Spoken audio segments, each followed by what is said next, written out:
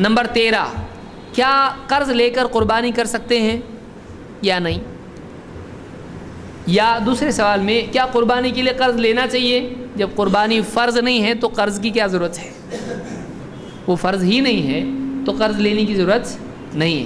لیکن اگر کوئی چاہتا ہے میری تمنا ہے، میں زندگی بھر غریب رہنے والا ہوں، ایسا لگتا ہے تو میں قرض لے کر قربانی کرنا چاہتا ہوں تاکہ مجھ کو نیکی ملے قربانی کی، اگر کوئی آدمی ایسا چاہتا ہے تو کیا وہ قرض لے سکتا ہے؟ تو اہل علم نے کہا ہے کہ اس کے لیے جائز ہے، کوئی حرج نہیں ہے، وہ گنہگار نہیں ہوگا، اس کی قربانی صحیح ہے اگر وہ قرض لے کر ایسا کرتا ہے۔ اسی لیے شیخ بن باز کہتے ہیں وَلَا حَرَجَ أَن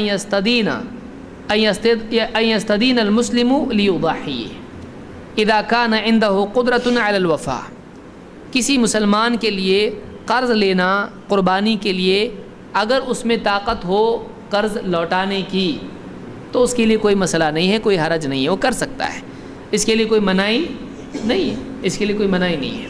تو کوئی آدمی قرض لے کر اگر کوئی قربانی کرتا ہے یا اسی طرح سے حج بھی کرتا ہے، عمرہ کرتا ہے، اس پر کوئی گناہ نہیں ہے، اس کا حج، اس کا عمرہ اور اس کی قربانی ادا ہو جاتی ہے۔ لیکن کیا فرض حج اس سے ثابت ہوگا؟ نہیں، کیونکہ اب تک فرض ہوا نہیں تھا، کل کو واپس مال آ جاتا ہے تو اس کے اوپر حج فرض ہوگا کہ نہیں ہوگا؟ اب مال آیا، اب فرض ہوا، اب نمبر لگاتے رہا، پہلے تو نے اپنے طور پر کیا تھا وہ نفل ہوا تیرا، سمجھ میں آ رہی بات؟ تو قرض لے کر ایک آدمی قربانی کر سکتا ہے، اس میں کوئی حرج نہیں ہے، اس کی قربانی صحیح ہے۔